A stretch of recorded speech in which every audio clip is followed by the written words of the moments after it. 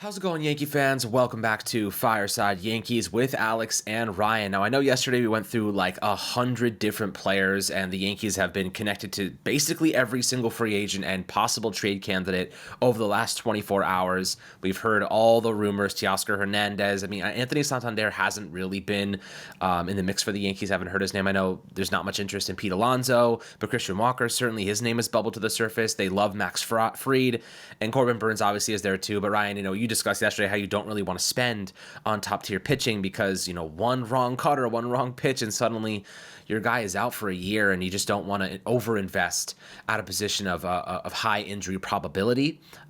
Even when it comes to a guy like Burns, who's pitched a lot of innings, 190 innings plus for like 3 straight years. I mean, as he ages, as the strikeout numbers come down, it's definitely tough. But at this moment, we're trying to figure out how to replace the offensive production of Juan Soto. Obviously, losing him sucks, but it is what it is. Now we have to pivot and find another solution here. I know a lot of people, I think we had like 300 comments on yesterday's video talking about, some people were like, yeah, I don't want to pay Juan Soto that much money. Yeah, like that contract's going to age poorly. And like, yeah, like every 15-year contract is going to age poorly. But the Mets have like a 5 or 6 year window to win a couple chips. And if they do win even one chip in that time, it'll be a success for them. But the Yankees, there are ways to kind of bounce back here and right the ship, basically. I know Brian Cashman said yesterday they don't want to be drunken sailors. They don't want to overspend.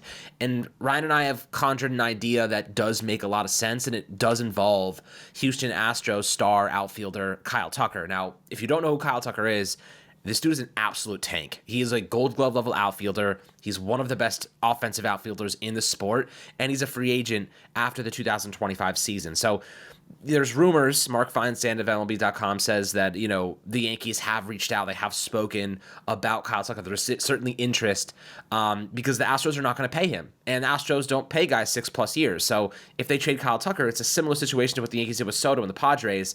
Obviously they trade Soto. Tucker in this instance gets traded, and then you hope to God you can extend him either immediately or you go to free agency, which he probably will, and get the most money. Or Tucker says, you know what, I don't want to risk getting hurt this upcoming year. I'll take the contract now, get the guaranteed money, and then live to see another day. Maybe that is an avenue. But Ryan, talking about Kyle Tucker, we'll talk about both sides of this, trading for him and then waiting to free agency.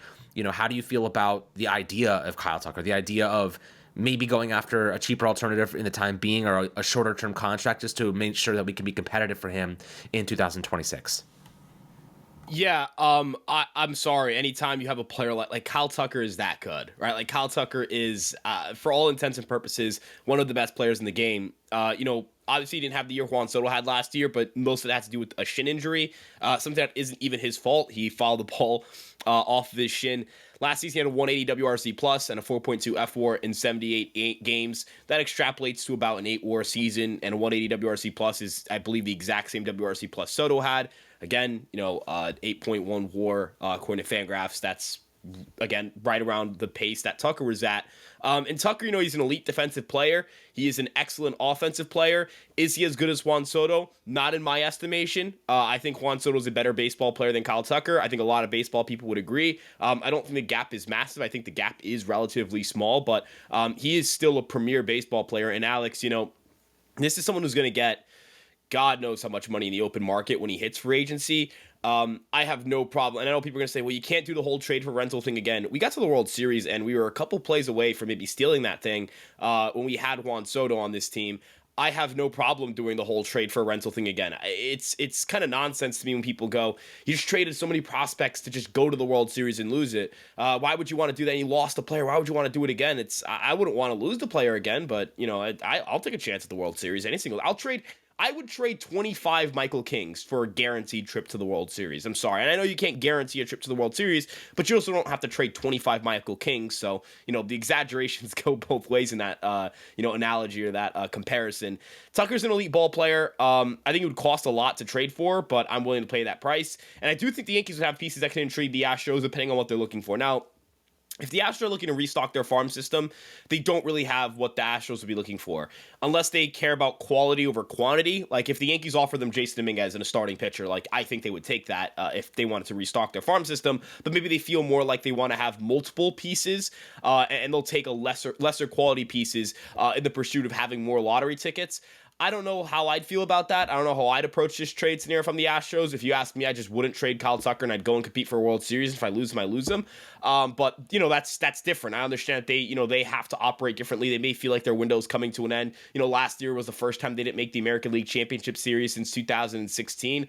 2016 was a very long time ago, to say the very least. So, I view Kyle Tucker as an elite ball player. I would trade a lot to get him. And to kind of put it like this. It's unlikely the Yankees get him because I think it's unlikely the Astros go through with trading him. By unlikely, I mean it's like probably a 40% chance they trade him, and then you have to kind of go into what's the percent chance he's a Yankee, and that's less than 40. So, there's a lot of just basic math. He's probably not going to be a Yankee if you want to do percentages. But if the Yankees somehow got Kyle Tucker, it would completely ease the pain of losing Juan Soto, in my opinion. I don't know about you, Alex, but I'd feel like losing Juan Soto at that point would suck. But this team would almost be better with Kyle Tucker plus other pieces than just Juan Soto, which you can't say about any other player. No, you can't say that. And listen, like Kyle Tucker's that good. He offensively, I mean, dude, he 4.2 WAR in 78 games last year. That's ridiculous. That's an absurd amount of production, not to mention the Gold Glove in the outfield. How would you align that outfield if you got Kyle Tucker? I mean, assuming you don't have to give away Jason Dominguez. So you'd keep Jason in center, move Tucker to put Tucker in left, and have Judge in right. That's how I would do it. And Alex, he's a premier defensive outfielder. I mean, if you look at his defensive numbers in the outfield in his career, 40 defensive runs saved and 8 outs above average. He's a better defensive outfielder than Soto. And I'm only comparing him to Soto not to be like, oh, Kyle, Juan Soto fucking sucks or whatever. Like, no, like he's an awesome player. Just using $800 million. But you have to compare. Like, we couldn't put Juan Soto in left field, right? So. No. That, I remember when he first got here, it was like, is he going to play left field? Can he play left field at Yankee Stadium? And turns out he couldn't. So, Tucker would be able to play left field. And the big thing here is Judge would be able to go back to right field. And I think Judge is an above average defensive right fielder. I think he struggled in center, but Alex, I don't know about you, that outfield is really good defensively. Depending on what you do in the infield, this team could be one of the 5 best defensive teams in baseball. And that's something I don't think you could say last year. I feel like, I don't know. Their defense last year was weird. I feel like there were parts of it that were very good, whether it's Volpe or Wells. And then they were just like, any ball in the outfield, man, was hell. Because, look at Game 1 of the World Series. Like, Soto botches that ball in the outfield, and it allows it allowed Kike Hernandez to get to third. Then you think of, the relay to second on that Ohtani ball where Glaber fumbles the ball in, and, he ends up getting to third base. That cost the Yankees 2 runs. The Yankees would have won Game 1 of the World Series, and Alex, if you win Game 1, do you win the World Series? Is that I don't know if that's fair to say, but do you win it?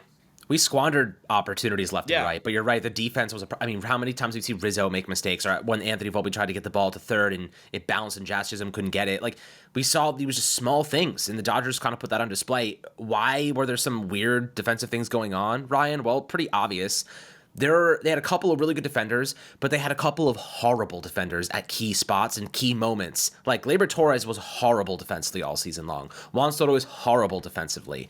Obviously, Judge was I wouldn't say well below. He had a perfect fielding percentage, but at the biggest error of the season in the worst possible moment.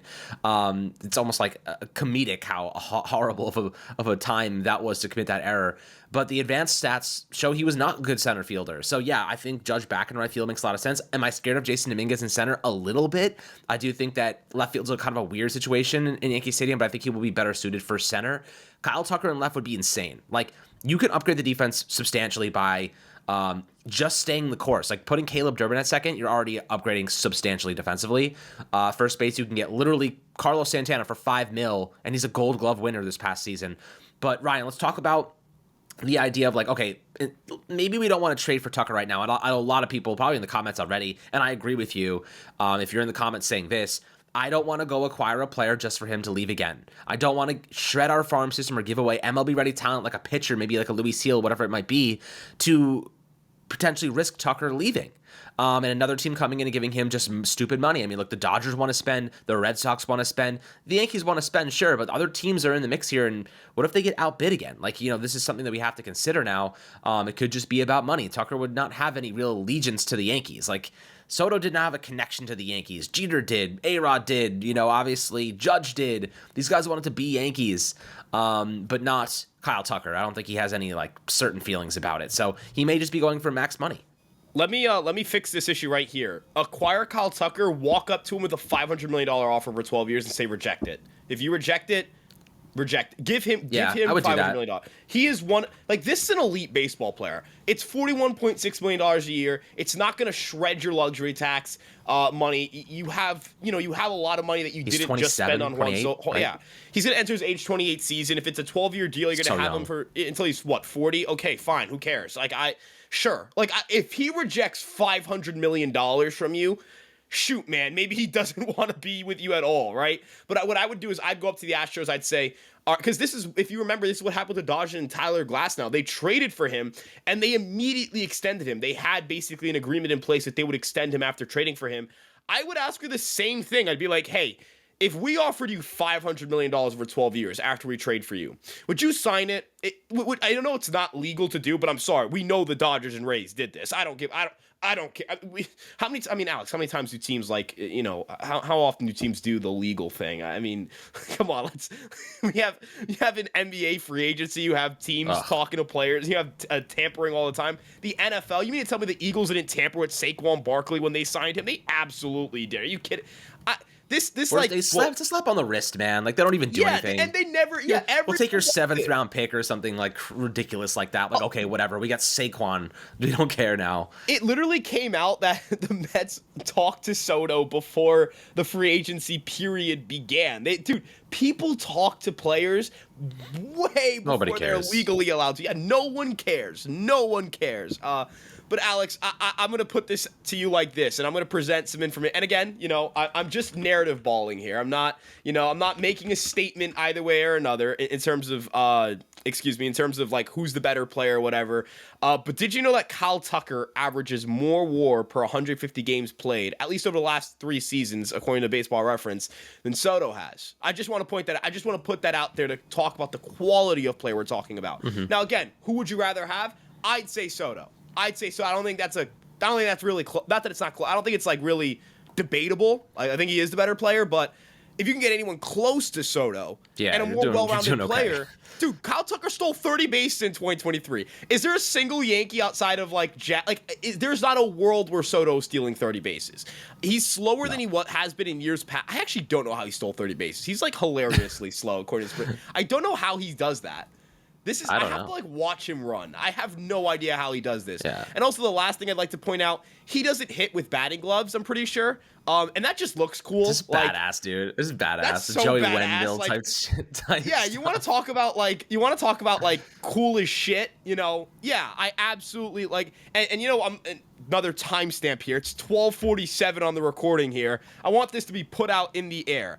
I would do anything for Kyle Tucker. Trade the entire organization. Throw him $1 bazillion. I don't care. Whatever it takes. Like anyone going, what if you have the prospects to get him? What if you have the money to blah, blah, blah. No.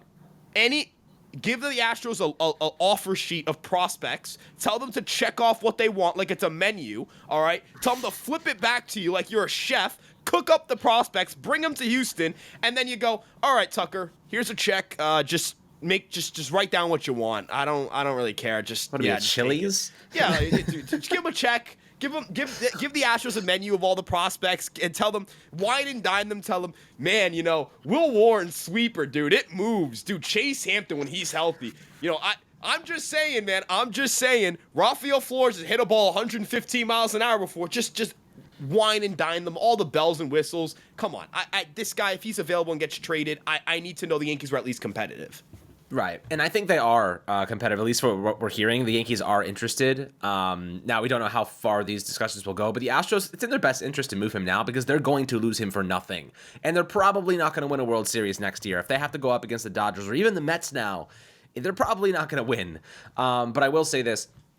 Let's talk about for those thinking of, if we acquired him now and potentially lose him, right? If we acquired him now and potentially lose him, what's the alternative to say, let's just go after him in free agency? And for those people, Ryan, let's talk about the a little bit more efficient way to go about this without trading the farm. If you don't want to trade the prospects, here's how you do it.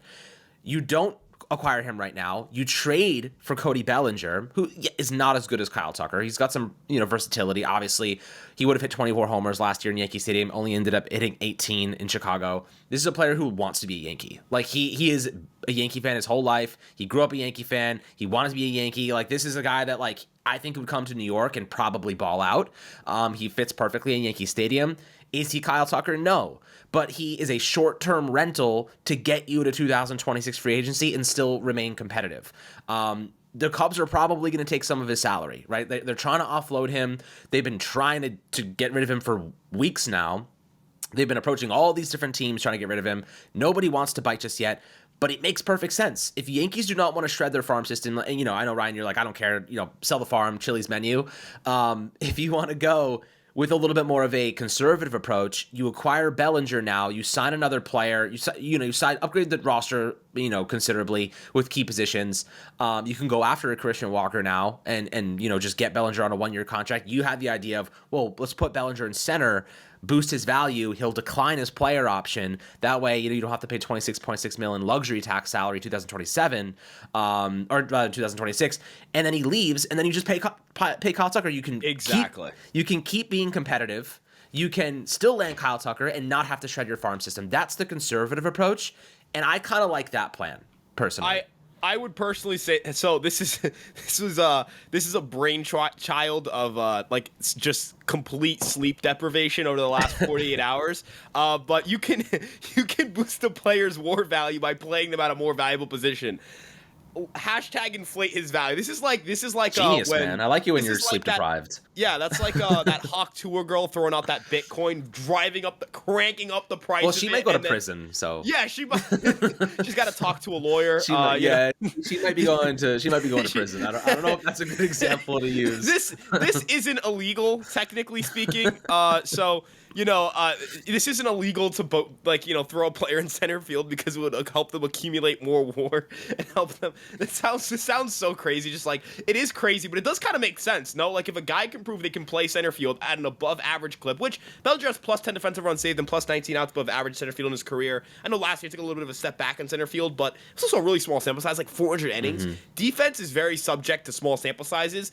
You know, you play Judge. Right, exactly. Like, you know, you play him in center, even if he's average out there and he has a 110 WRC plus, he's going to be a 3 to 4 WAR player. And guess what 3 to 4 WAR players do when they have a 1-year, $25 million option? They decline that and go get a multi-year deal. He's going to decline it and try to go get like a 3-year, 4-year. You know, look, Anthony Santander had a 3-WAR season for the first time in his life last year, and he might get $20 million a year for the next 4 years. Bellinger would 100% decline a $25 million option and guarantee himself like $80 million for the next 4 years. Some team's going to pay him, and of course they would. He's a center fielder. Like, who wouldn't want a center fielder? They're so hard to find. Look at the center field market. It sucks. It's terrible. It's no good. So again, this plan would require the Yankees to trade for Bellinger, which it's not going to cost a lot of prospects. It's just going to cost a little bit of dinero, which the Yankees currently have quite a bit of. And, it would give them a quality enough center fielder. Someone who would play well at Yankee Stadium, like I do think you could hit 25 home runs at Yankee Stadium, and if he hits 25 home runs, if you're a 25 home run center field and you're playing above average center field, you're gonna get paid. Like that's just a fact. You're just gonna get paid. That's just the reality of it. Dude, perfect. It makes so much sense. Like the value that Bellinger is going to offer the Yankees is going to be more than what he offered the Cubs last year. They're probably going to eat money. He's probably going to have a really good season. He wants to be a Yankee, wants to play in the Bronx. They're just coming off a World Series win. They're going to reinforce the roster elsewhere. Like, this is a chance for Bellinger to have one of those, like, big seasons and then capitalize on that on a long-term contract. And I think that's not crazy to think. I mean, look, Kyle Tucker, let's say, 500 over 12. That's $41 million per season. That seems probably in the range of where he's going to land, like $10 million less than Soto. But, like, think about all the money the Yankees have coming off the books. If you wait an extra year here and you pay him, whether you acquire him now or pay him next year, the contract kicks in at the same time. But they're going to have Marcus Stroman's money coming off the books, which is $18.5 million. They have DJ LeMahieu's money coming off the books in 2027, which is another $15 million. I think they're still paying like freaking Aaron Hicks $10 million until 2027. So like they have a lot of money. Then 2028 comes around and they have a $10 million buyout for Giancarlo Stanton. The Yankees over the next 3 years financially are going to shed like 20, 30, 40, like 50 mil in salary, and they have all these pre-arbitration players in Wells, Volpe, Jason, Luis Heel. I don't know who else. I mean, we'll see if Ben Rice makes an impact at some point. And then any bullpen arms, whatever it might be. They have and even in arbitration, they're going to be next to nothing for the next 5-6 seasons. So it's like, over the next 3 years, they're going to shed 50 mil off the books. That basically pays for Kyle Tucker, and that opens up a substantial amount of things. So, like, people are like, the Yankees farm system kind of sucks. Well, the only reason that the Yankees farm system may not be ranking that well is because they've just promoted most of them, and they're all playing big roles on the Yankees. Like, that's exactly what you want your farm system to be. So you're able to use this money that's coming off the books long term on Kyle Tucker, and you have all this young talent that you're not going to have to pay for 3-4 years in addition to that. And you now can go after some of these key free agents. And I think the Yankees, maybe that's what they're thinking. They want to go after a young player like Kyle Tucker, who's going to be 28 this upcoming season. He fits the mold perfectly. I mean, this is probably the Yankees' plan B, is like Kyle Tucker in 2026 free agency, but Bellinger as a short-term supplement who probably outplays his contract next year because Yankee Stadium is a perfect fit for him. He upgrades their defense significantly over Soto. And if he hits 25-plus home runs, he's going to boost his value, especially if he plays center field. Yeah, I'd also like to say one more thing as it pertains to Kyle Tucker and Cody Bellinger. Number one, Cody Bellinger, I mean, I think he's I've said it consistently. The problem with him isn't he's not a good player, just that he costs a hilarious amount of money for a player who probably isn't that good. He shouldn't play first base for the Yankees. I think, like, I'm firmly against playing him at first base because, like, first baseman with a 110 WRC plus, not that valuable. That's a player who will opt into that deal. But, again, if he's your bridge option, you go get Tucker next year. I'm super happy with it. And the last thing I'd like to say about Kyle Tucker is, Alex, it would be so badass to get Kyle Tucker. It would be so cool, so fun. I would not really care about losing Soto if we got Kyle Tucker. That's kind of how much I love Kyle Tucker. I'm going to point out one statistic here that may get some Yankee fans a little bit giddy. While last year he would have only had 19 home runs instead of 23 home runs, he would have had 35 home runs in 2023 instead of 29. 35. Could you imagine this guy with the short porch? Good God, he'd be a behemoth of a man. Look at just take folks. Take a look. He'd pull so hard to right field. He would adjust and pull the ball, dude. He could hit 35-plus homers a year. Legitimately, just for the next take 3 a or look 4 at his years. StatCast page, please. Like, he doesn't strike out. He walks when he strikes out, basically. He hits the absolute bejeebus out of the ball. He's a freaking Everything. animal. Looks like Soto's This guy's a beast. Page. It's all red. And whole lot of red. Shout out Playboy Cardi. Pretty good album. But, with that being said, dude, this team could still be good next year. I'm, like, pretty confident in saying that. I feel like I was going to be... I said the same thing to Sam. Like, people are freaking out. Guys, the American League is garbage. Yeah, garbage. It sucks. If the Yankees just make a couple upgrades, they can get back to the World Series. And if you can get back to the World Series, anything is possible. All you have to do is have a good stretch of games and you win. Like, just get there and compete. And the Yankees, like, keep in mind, the Mets... Great, they have Juan Soto. You want to know who they have to go through to get to the World Series? The Dodgers. They got the Braves there, Phillies there, the Braves, Padres there. The Phillies, Padres, and they have an absolute gauntlet of teams to get through. They needed Juan Soto just to be competitive. Like, the Yankees can walk their way to the World Series. Will the Cleveland Guardians going to stop us? Yeah, I'm not going to lie, man. I'm going to be honest with you. The ALCS did not feel like the ALCS did not feel like a challenge. Just be good enough to win the AL, get to the World Series, and get lucky. That's all the Yankees need to do.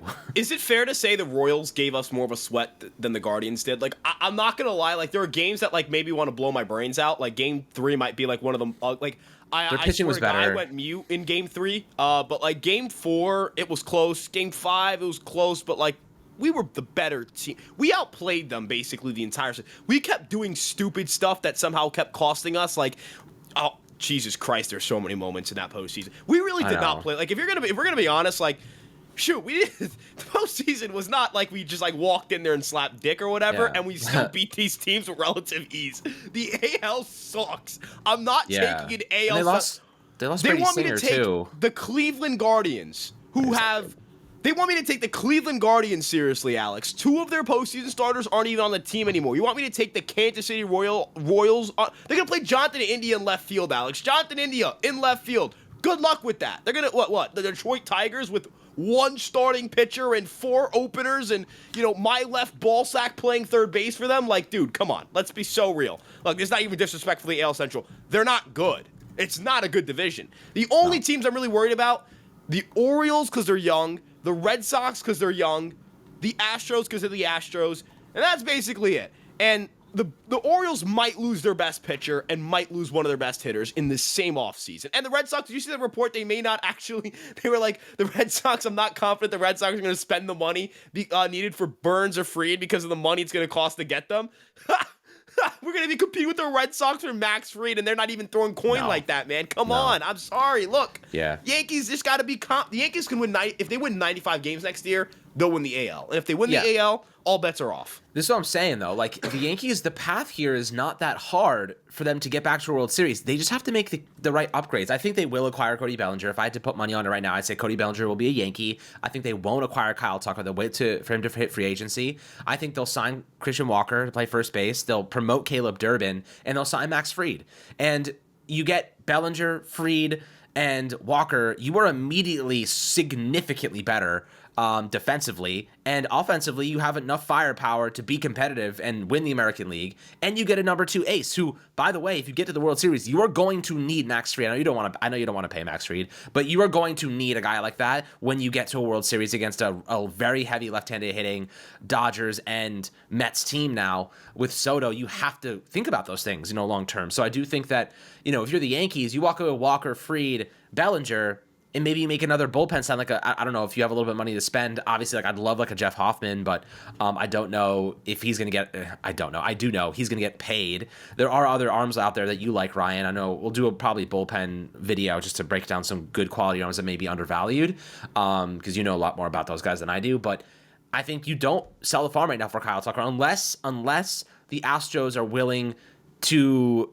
send him our way. It doesn't include Jason Dominguez. If we were able to give him for like Spencer Jones, Will Warren, and like Lombard, or I don't even know, Roderick Arias, who I think his stock has fallen. But maybe if you can give a couple prospects that aren't named Jason Dominguez, I don't want to trade Jason. I think he's 21 years old. I really want to see what he can do. I think the upside is so substantial. Passing on that now would hurt because he could be a future star, and you could just wait for Kyle Tucker for a year anyway to sign him. So I think that's kind of what I would do if I was the Yankees. I'd wait, get Bellinger, Walker. Maybe you go out and get, Kim at second base. You don't have to promote Caleb Durbin. There's ways to get better here. Maybe you try to acquire Bellinger and Nico Horner and you trade Caleb Durbin and, a pitcher or something like that for those guys if the Cubs are even willing to get rid of Nico Horner. I think there's creative ways to upgrade this team, but first and foremost, you can win the American League East with a couple of upgrades this year. You just get to the World Series and then let your guys perform. Hope you get lucky. Hope that you outperform against a probably superior team. And the Dodgers or Mets or even the Padres are really good. So I do think that the Yankees have a path here to still be very competitive and win the American League. That's all they have to do. Get to the World Series. Get lucky. How many times have we seen underdogs win? The Diamondbacks almost did it. You've seen teams that shouldn't have been there get there. I would even argue the Mets shouldn't have been in the ALCS last year. They were not that good. They overplayed. They outperformed. Their pitchers overperformed. That's what happens in the postseason, though. Look at the exactly. The postseason is all about getting in, and I know that people hate hearing that, but that's just the reality of it. You can hate hearing it. NFL's the same way. We're going to keep saying it. You can hate hearing it. We're going to keep telling you something that's objectively true. It's objectively true that it's a crapshoot. It's objectively true. I mean, I don't know if you know that stat. It's you would have to play a best of 70-something or best of 100-and-something series in order to have the same success rate of the better team moving on than the NBA. That's crazy. And that success rate's 80%. So in order for 80% of the better teams to advance in the postseason, you'd have to play half a Major League Baseball season in one series. That's crazy. That's insane. That's unbelievable. There's so much variance in the postseason, so you just have to get there. And I think, getting Kyle Tucker would obviously help, but, getting Cody Bellinger and then allowing you to be financially flexible, you shouldn't. The thing that I think we can agree on ultimately, there's no world where the Yankees should force themselves to give a long contract to a player they don't really want I agree. to give a long contract to. Just because you lost Juan Soto doesn't mean you go pay everyone on the market. Exactly what Cashman said. Don't go be drunken sailors. That's exactly how you end up with Jacoby Ellsbury or Josh Donaldson. Help me God. Yeah, so help me God. If we end up giving I don't know, some rant, we give Anthony Santander 5 years, $100 million. I'm blowing my brains out. He's coming off a career year. You're paying him at the peak of his value. They're not going to do that though. Can't play defense. They're not going to do that. They're not going to give Santander any money. Knock on wood. I don't even think they're going to pay Teoscar Hernandez because he is 32 years old And I think that he will start to regress. I like Teoscar Hernandez, but I'm not giving him a 5 or 6 year contract. You know, I'm not waiting for him to be 38 years old, eating 30 mil a year and not performing at that level anymore. And he's a horrible defender too. So like, I like Teoscar Hernandez. His bat was awesome, but I'd rather just get Cody Bellinger for a year and wait for Kyle Tucker. That's what I would prefer, instead of overpaying guys now because the free agent market is so inflated. But you know, you're gonna have to pay Kyle Tucker obviously anyway. But I'd rather pay him, you know, 500 million, like really just looking at the yearly salary, 50 mil per year, or let's say 40 mil per year instead of Hernandez 30 mil per year for the next 5-6 years. So that's just kind of my perspective. I know, you know, others may disagree, but I'm curious to hear everyone's thoughts about Kyle Tucker. Obviously, you had a nice back and forth here about kind of the ins and outs of like, would we trade for him or would we rather just wait to free agency? My personal perspective, wait to free agency. I don't want to shred our farm system any more than we already have. I don't think we need to. I think that we'd be running the risk of him leaving anyway, based on how players perform in Yankee Stadium. Like, Kyle Tucker would go to Yankee Stadium and absolutely dominate because of that short right porch. Dominate. Set himself up beautifully for a big free agency, and then we might lose him anyway. I don't want to go down that route. I'd rather wait and see what happens. And I think Bellinger, yeah, he's not Kyle Tucker. He's a very solid defensive player, versatile, and can give you 25-plus homers a year, but you can boost the additional value by getting a walker, you know, getting a big starting pitcher like Max Fried. We'll see what happens. But I like this sequence of events a little bit better. Is it going to make us insanely good? No, but it's going to help us build a foundation to be successful long term. And I think at this point, and you know, Ryan, being a Giants fan, sets me up really nicely to be able to say, like, I'd rather situate ourselves well for long term success than rush things, try to like, you know, make a risky, egregious move now that bites us in the butt, which is what the Giants have done. I've learned my lessons from that side of things. But, you know, from the baseball perspective, like, I think you have to, you know, keep building this farm up, get Kyle Tucker just for money, and go get Cody Bellinger for literally nothing, and live to see another day, and just win the AL and get lucky in the World Series. Like, I'm okay with that in 2025 to have long-term sustainable success in 2026 to 2030. Like, that's where I see. That's what the Mets did, by the way. They didn't rush things. They tried, they shed contract, they shed money, they waited patiently. They still almost made it to the World Series, and then they got Juan Soto, and they sold half our coaching staff in the process. So it's like, you know, they took a more strategic, like, approach, patient approach, remained competitive, then got the superstar player, and they're still adding players. So, like, I think I'd rather be a little patient, still remain competitive, and then be long-term success without shredding our farm system, because I do think that eventually the young guys that are pre-arbitration right now are going to get paid, and we have to keep developing players to hopefully one day take over those roles, take those jobs, and, you know, keep key positions down in price. But, you know, that's just kind of how I feel right now. Things change quickly, day by day. We'll see how things continue to unfold here, guys. Always happy to hear your thoughts down below in the YouTube comment sections. Make sure to like and subscribe as always. And we'll catch you guys on the next Fireside Yankees episode.